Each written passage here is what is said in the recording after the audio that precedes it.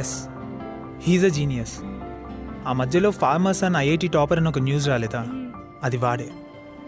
But money కోసం వాడు పనిచేయాల్సి వచ్చింది, సో స్టడీస్ పర్సూ చేయలేదు. ఇప్పుడు మనకి ఐటీలో సపోర్ట్ ఉంటుంది కదా, సేమ్ అలానే he use to assist doctorate candidates to write their research papers and all.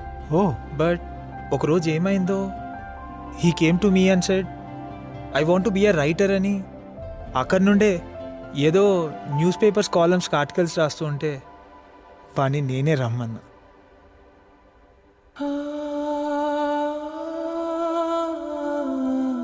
Shreya,